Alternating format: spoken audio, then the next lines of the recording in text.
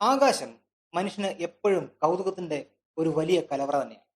സൂര്യൻ, രാത്രിമാനത്തെ ചന്ദ്രൻ, ചന്ദ്രന്റെ പ്രതിക്ഷയങ്ങൾ, നക്ഷത്രങ്ങൾ, ഉൽക്കകൾ, കൊള്ളിമീനുകൾ എന്ന് തുടങ്ങി എണ്ണിയാൽ തീരാത്തത്രയും കൗതുക കാഴ്ചകളാണ് ആകാശം മനുഷ്യന് സമ്മാനിക്കുന്നത്.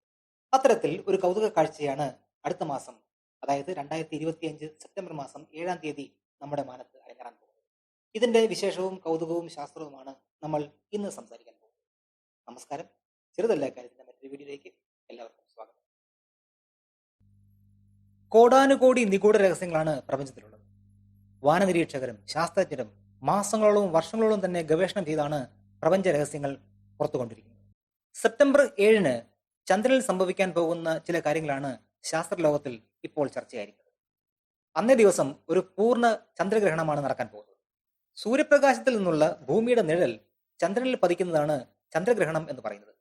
3 അതിൽ അധികമോ ഗ്രഹങ്ങൾ അല്ലെങ്കിൽ ഖഗോള വസ്തുക്കൾ ഒരേ രേഖയിൽ വരുന്ന പ്രതിഭാസത്തെ വിളിക്കുന്നതാണ് CCG. സൂര്യനും ചന്ദ്രനും ഇടയിൽ ഭൂമി വരുന്ന ഈ 3 ഗോളങ്ങളും ഒരു നേർരേഖയിൽ വരുമ്പോഴാണ് ചന്ദ്രഗ്രഹണം സംഭവിക്കുന്നത്.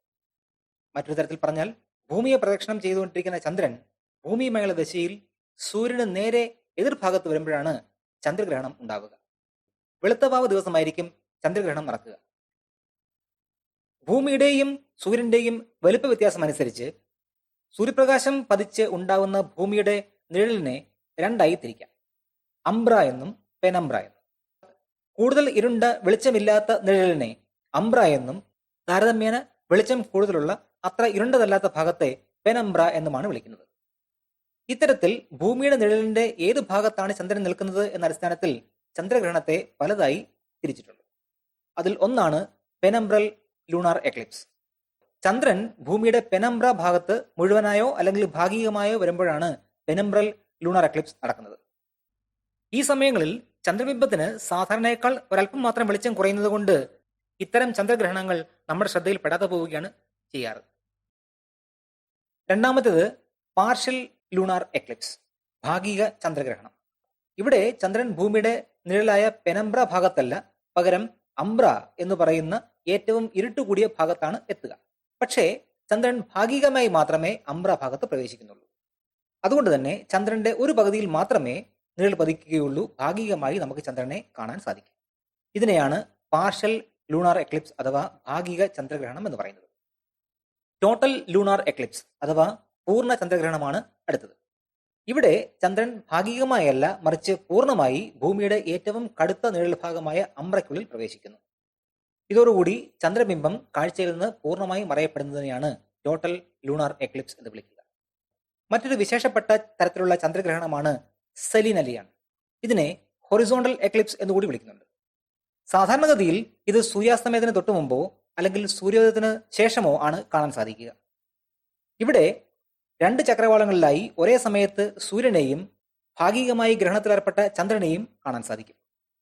പൂർണ്ണ സൂര്യഗ്രഹണ സമയത്ത് സൂര്യൻ ഇരുട്ടിലാണ്ടു പോകുന്നത് പോലെ പൂർണ്ണ ചന്ദ്രഗ്രഹണ സമയത്ത് ചന്ദ്രൻ മുഴുവനായി അദൃശ്യമാവുകയില്ല. സെപ്റ്റംബർ 7-ാം തീയതി രാത്രി നടക്കാൻ പോകുന്നത് ഒരു പൂർണ്ണ ചന്ദ്രഗ്രഹണമാണ്. പക്ഷെ ആ സമയത്ത് പോലും ചന്ദ്രനെ ചുവന്ന നിറത്തിൽ നമുക്ക് കാണാം.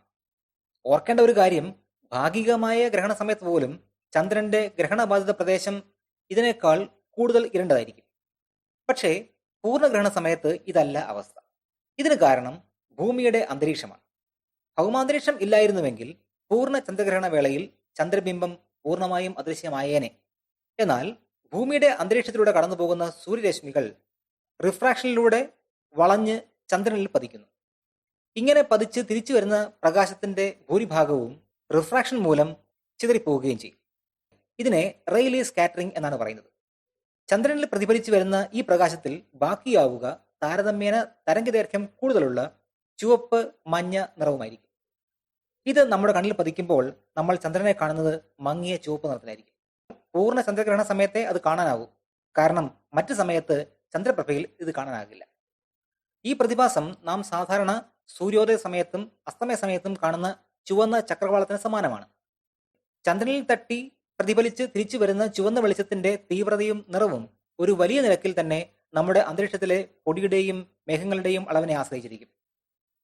ഈ കാരണത്താലാണ് അടുത്ത മാസം, അതായത് 2025 സെപ്റ്റംബർ മാസം 7-ാം തീയതി നടക്കാൻ പോകുന്ന ചന്ദ്രഗ്രഹണ സമയത്ത്, പൂർണ്ണ ചന്ദ്രഗ്രഹണ സമയത്ത് ചന്ദ്രൻ ചുവന്ന നിറത്തിൽ കാണപ്പെടും എന്ന് പറയുന്നത്.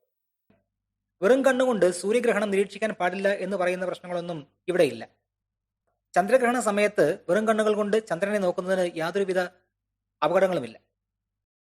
മണിക്കൂറുകൾ നീളുന്ന കാഴ്ചയാണെങ്കിലും കഴിയുമെങ്കിൽ നിങ്ങളിത് കാണാൻ ശ്രമിക്കുക. ഇന്നത്തെ വീഡിയോ ഇഷ്ടമായി എന്ന് കരുതുന്നു. മറ്റു വിഷയവുമായി അടുത്ത വീഡിയോ നമുക്ക്